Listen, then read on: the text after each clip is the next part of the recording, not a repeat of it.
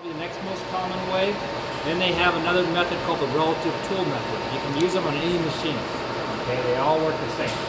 Alright, we'll put this guy on there. It looks like our magazine is on. Now we can open the door.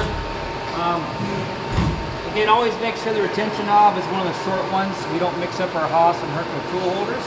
Okay, we're in the manual mode. I should be able to put this tool in. The Hurco has a tab that won't even let you get the tool in backwards. So the Hurco is a machine where it does matter which way this is turned. But they have a little tab built in that will prevent you from putting it in backwards. Okay? Now you're always going to find a shop somewhere where someone found a way to override that and get it in there. So,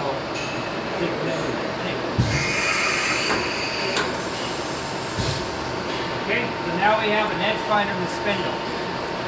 We want to make sure our part gets is level. That the V-axis spins and rotates. Is it lined up? I don't know. I'm going to show you a quick way to line up the A-axis. Alright, so first thing I'm going to do, I'm going to go to the jog mode. And it just tells me it's going to go slow because the ship doors are open. That's fine. Getting that close to us.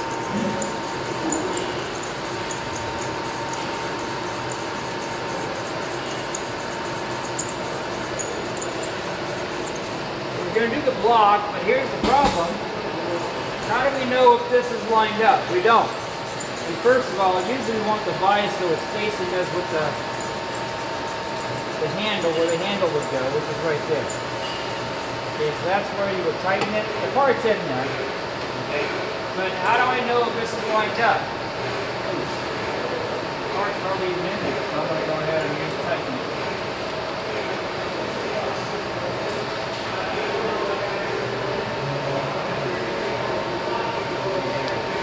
There. What you can do is take your A-axis, and you can do this on any machine. This is where I use this on the Haas all the time. This speeds a fourth to fifth axis setup. You don't have to go right to 90, but I will. One of the nice things about the Hurco is that when you do turn the machine on, when that platter levels out, it is perfectly level on the A-axis. There's no slight adjustment. The Haas dropped by a degree and a half. Just enough to screw your part off. It's not enough to loosen the seat belt. It's kind of bad. Anyway, the Hurco, that's where their home position is. So we just want to take A to right at 90 degrees even. So I may need to slow it down. You don't really have to go exactly to 90 here, but I'm going to.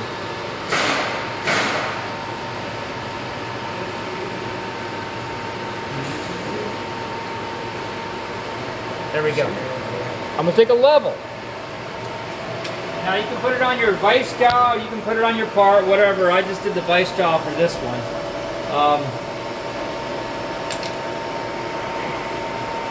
If the vice jaw is what I was aligning to, now I would take my rotary axes and I just would rotate it until the bubble levels out.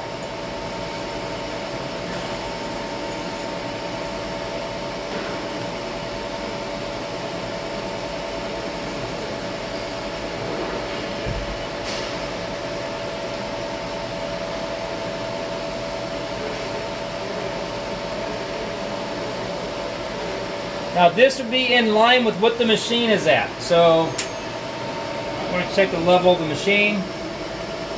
Pretty much there. Level device, pretty much there. The part, again, we're doing the wax block, so it's not really that. And what matters is right there where we're cutting. Where we would be cutting, but I'm doing the vise, so I'm going to stick with the vise. Okay?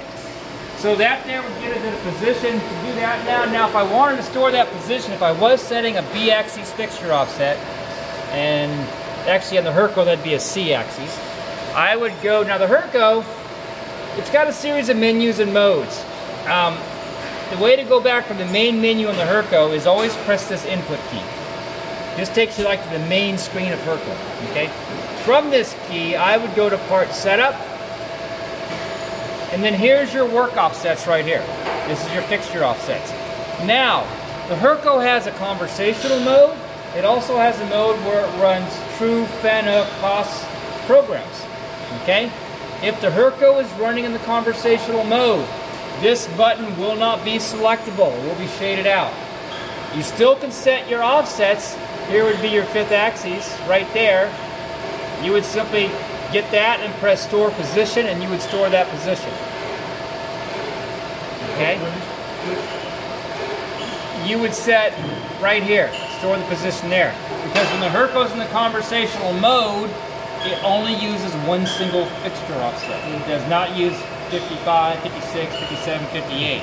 It just uses 54, and actually this is the same as 54. Okay? We're going to use it in the work offset mode, so it's fully fan up compatible. I'm going to go ahead and just zero that. So I'm going to press work offsets. Now, it also has the ability to clear them all at one time. That's what that button there does. Okay, we cleared them all this morning. So now if I did want to set the 5th axis, which is what I just did with a level, this is the same as the part 0 set button on the Haas. This is what it is on the Hurco. Okay? Store position. On the newer Hurco, this same exact button, let me point it out because it's not labeled on the control, is that button right there. Okay? Same button, but there's no label. Okay? But that is the button. Alright. So now we got that done, so now we're going to go ahead and take our A axes and flip it up. Now we still have our displays for our part. A is 90. We're going to put A there, and we're going to turn it on, and we're going to flip it back to 0. And then we can proceed with getting this thing indicated.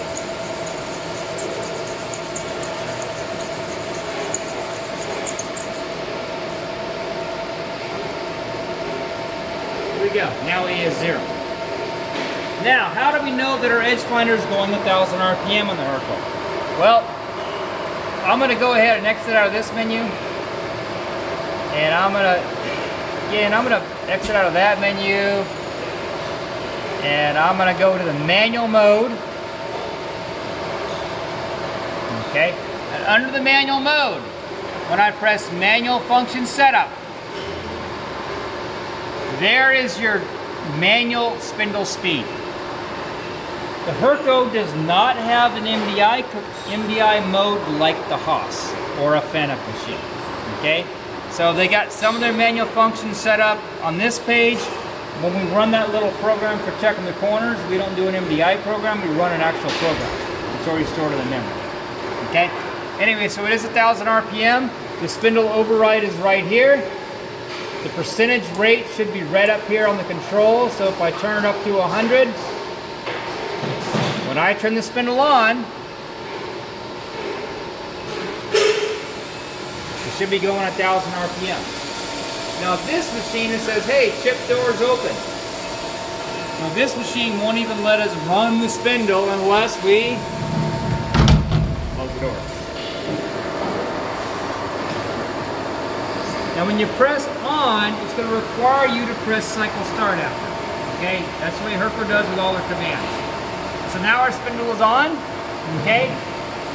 Unfortunately, there is no display we can reset, not that I know of. Okay.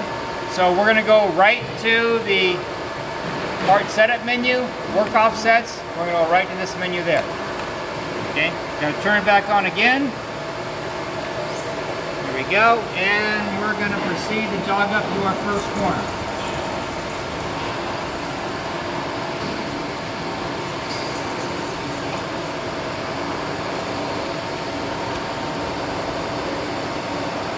Going to get close, x-axis, slow it down. I'm going to have to stick my head in there and need to raise it up. Actually, I'm going to get away from that edge. That edge got beat up this morning. Ouch. The taste shifter messed it up, right? Always the other guy.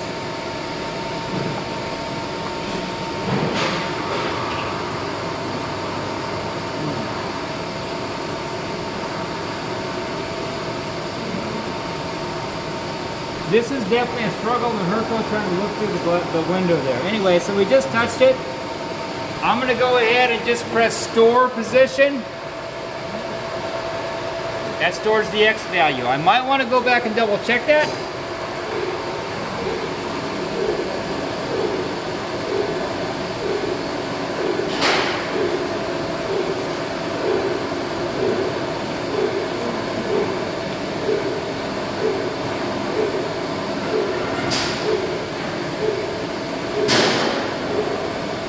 There, right there. If I want to double check it, I would say store position again, and it's there. Now, that does not count for the edge finder. Okay? Now, what's kind of confusing from Hurco to Haas is that their machine 0, you'll notice when the table homes, it's back here. On the Haas, it's up there. It's the exact opposite of the Haas. Okay? So, if it's homing there, in order to get to machine 0, it's all plus numbers. Well, the Haas is all negative numbers. Okay, that's the difference. So in that case, I probably want, now, you can do this one of two ways. You can go, and it's the order you enter the command here. I would make this closer to that by taking 100 thousandths off of that value. You can do that on the Hurco, and the order you enter this is important. I could say 0.1 minus enter, and see that took 100 thousandths off of that value. Okay? If you want to do this visually, what I like to do in the Hurco, because I'm a visual guy, I want to see it. Okay? What I'm going to do is actually go to the Z, put it on X100. I'm going to go above the part. When I come up, I'm probably going to stop on a nice even increment on this display. Then I'm going to set it to my X, and I'm going to count over 1, 2, 3, 4, 5, 6, 7, 8, 9, 10. And as I do that, what I'm going to find is I went the wrong way. I should have went 0.1 plus. Anyway, so I'm going to say store position again. Now that loads the right number. Okay? So doing it visually, I can see it. I actually made a mistake the first time. I went the wrong way. But by picking it up and moving it, the 0.1, that took care of it. Okay? Anyway, so that's that G54X. Now we got to do Y. So we're going to move it over here. Go to X. Come down. Gotta come over.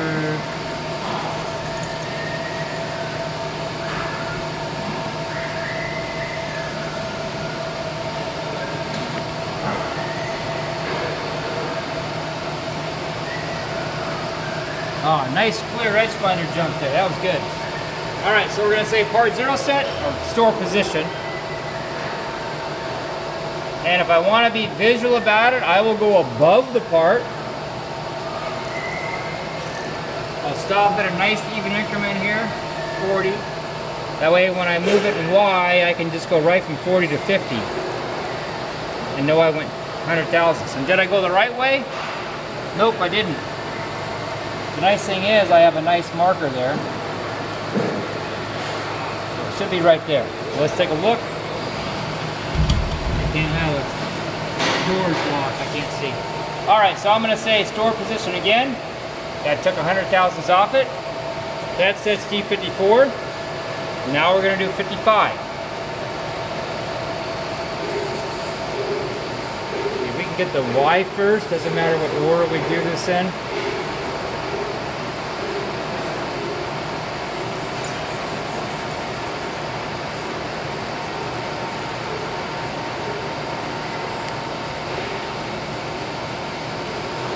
Alright, so now I'm on 55, so I would say store position. I could mathematically do this.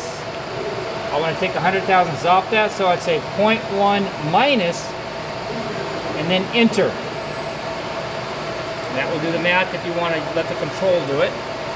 Now we're going to get the X position.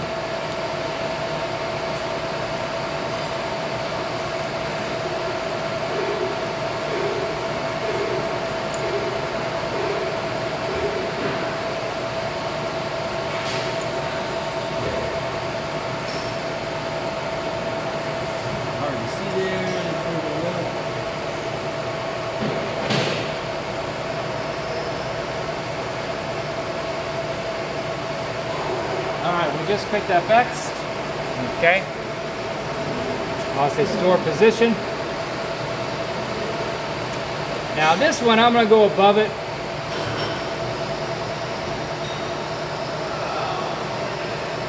Move it to X. I'm going to go that way 100 thousandths. Again, just very visual representation. And then I would just store position again. So there's your G55. Okay.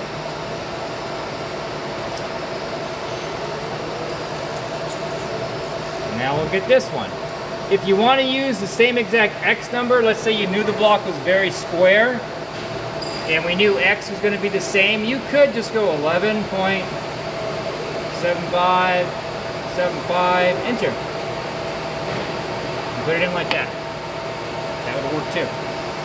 And actually, once we get this value, we can just plug in that other corner. Although we are getting some variance on the two Y positions, about 3 thousandths from end to end, so it's a little bit different when it was cut. All right, so let's go ahead and get the Y position on this one.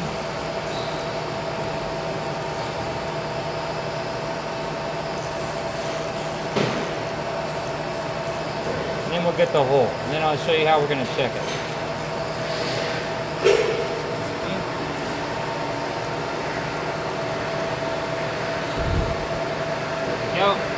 Nice clear jump with the edge finder. We'll say store, we could say store position here. And let's see, is it minus or plus? Hurco always confuses me. So for here, it's actually minus. We'll double check it by moving over to that spot. I'll say 0.1 minus, enter. Now, let's see if I was right. So let's go above the part.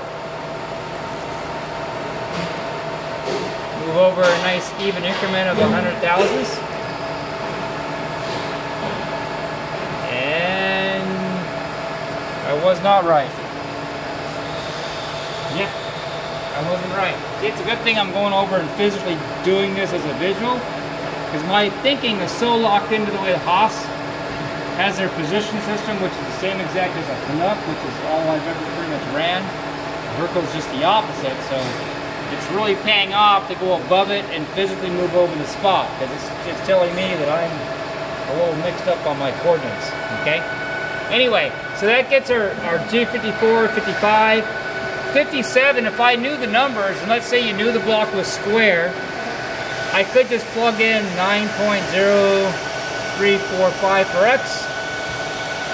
On the Y, I can just plug in 6.3801. Okay? Now we're going to get the center of the hole. Okay, this is where the Hurco probably, there's got to be a better way of doing this, but we're going to do it the only way I know right now.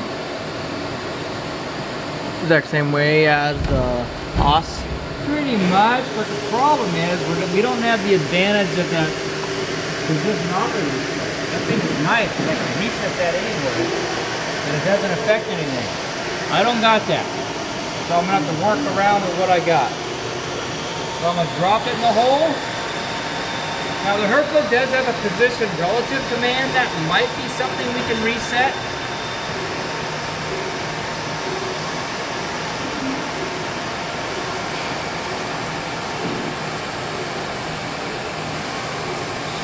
There we go, we just hit it. We're going to say store position for the moment. Oh, I didn't mean to store that one. Alright, now, the Hurco does have a DRO relative. That'd be the only thing that might work like the Haas's position operator. Off the top of my head, getting to it, I can go to auxiliary menu, I can go launch DRO. I could go, and you can store machine position here too. Offset, full offset, launch DRO. It's not launching the DRO.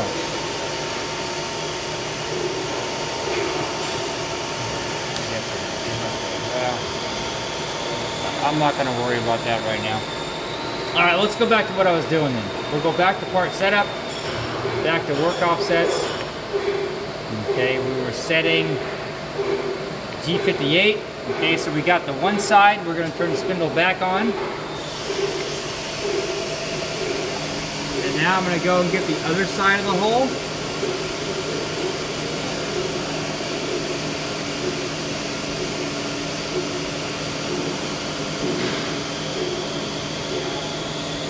It just caught it? Okay, so now we're gonna take the position we're at, 10.6 whatever, 10.7685.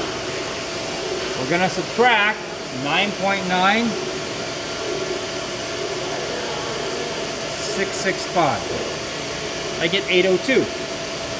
Okay? I'm gonna divide that in half, which is 401, and I'm gonna add or subtract to one of these numbers. Okay, so now I'm gonna take 9.9665. I'm gonna add in 0.401. I get 10.3675. So now I'm gonna go to my X position.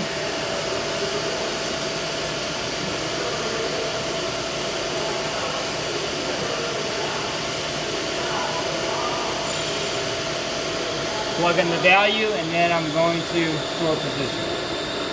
I should set that one right in the middle. And now we're going to do the same thing for the Y. Okay, we're going to go ahead and put the Y up there.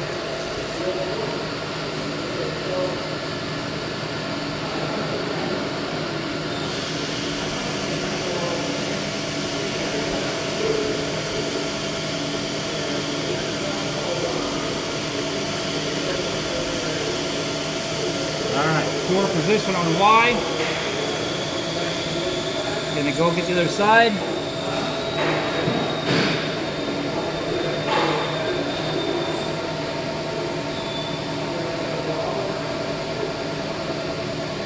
Same thing, figure out what the distance is, which it should be close to 401, but I'll take the machine position in Y of, let's see, we got 8, 1, 2, 3, 1, 1. I'm going to subtract 7.426.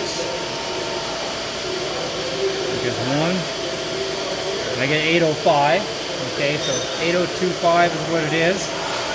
So I'm either going to add or subtract to these two numbers. So I'll take 8.2311 and I'll subtract 0.4025.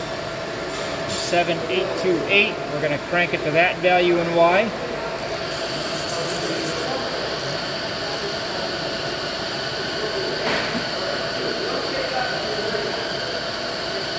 7.8286. So that puts it there, so then we go over that position and we go part 0 set again. Okay? So that should put us there, so now we're going to check our values. So I get my edge finder just a little bit above the part. Okay?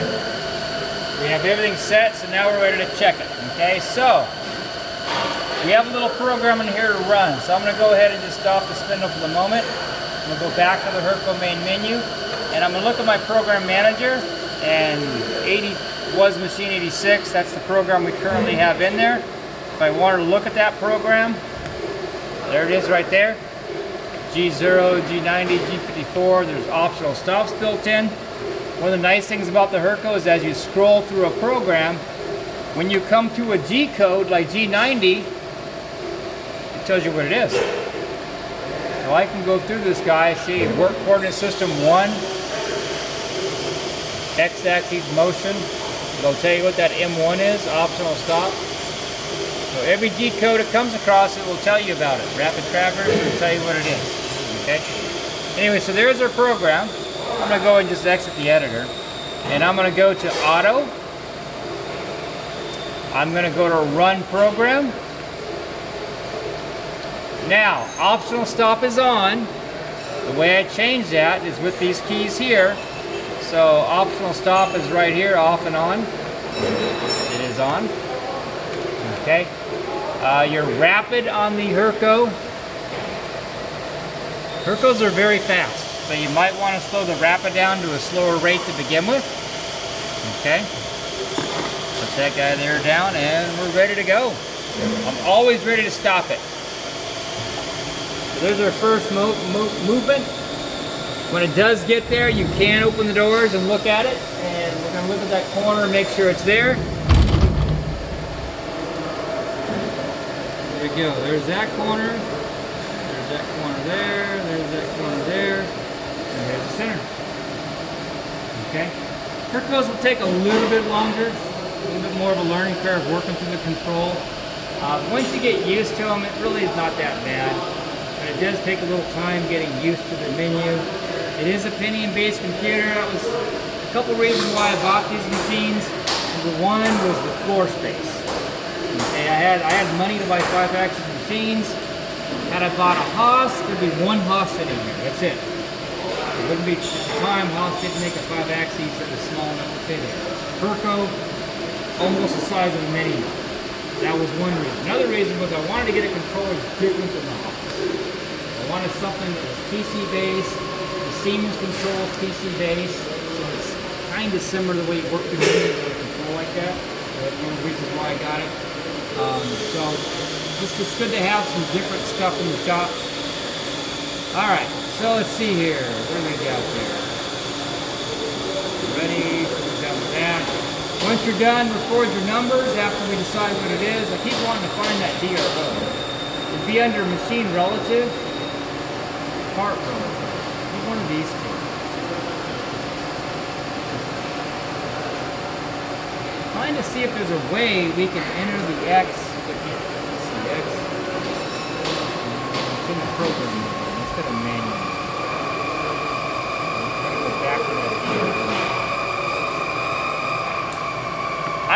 There's somewhere in this control, I would not doubt it, that there is a reference display that we can reset. I just have not found it. Okay? And it would probably be something to do with that DRO mode, that we can maybe be able to find it. If I go to auxiliary menu, it's got several different things, tool-based material. The one thing probably it's under is under like launch DRO. There might be a way to change this. Again, I just have not got to that point yet on this machine. Anyway.